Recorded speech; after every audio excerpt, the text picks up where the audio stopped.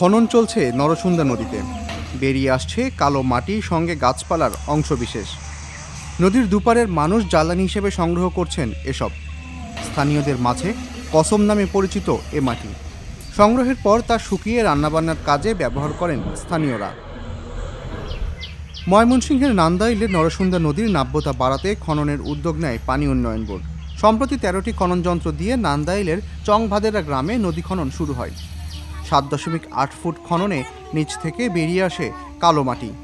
স্থানীয় বাসিন্দারা সে মাটি সংগ্রহের জন্য হুড়োহুড়ি শুরু করে দিয়েছেন।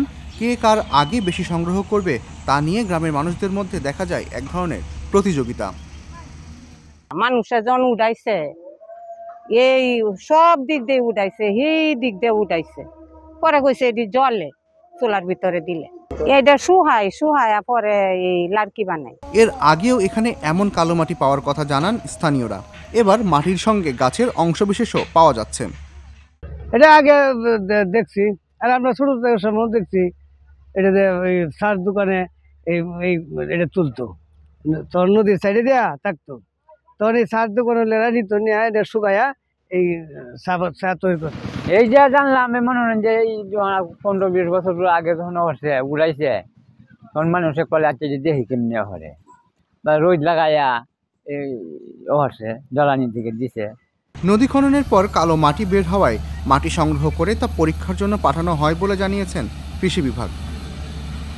মাটি পাওয়া যাচ্ছে, কালো মাটি। তো এলাকার কৃষকজন সেটা নিয়ে তারা শুকিয়ে জ্বালানি হিসেবে ব্যবহার করবে।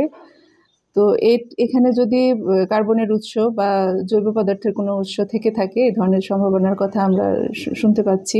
তবে কালো মাটির রহস্য সম্পর্কে বাংলাদেশ কৃষি বিশ্ববিদ্যালয়ের মৃত্তিকা বিজ্ঞান বিভাগের অধ্যাপক মোহাম্মদ রফিকুল ইসলাম জানিয়েছেন, নরসুন্দা নদীর এই কালো মাটিতে জৈব পদার্থের প্রধান উপাদান কার্বনের পরিমাণ বেশি থাকায় এই মাটিতে আগুন জ্বলে। অর্গানিক ম্যাটার হয়তো অতীতে কোনো একটা সময়ে এই গাছপালা এগুলি মাটির সাথে মিশে অতিরিক্ত অর্গানিক ম্যাটার জমিতে যুক্ত হওয়াতে এখন ওইটা যখন শুকায় গেছে, শুকাইলে মানে ওই যে অর্গানিক ম্যাটার তো জ্বলে, তাই না? এটি আর কি।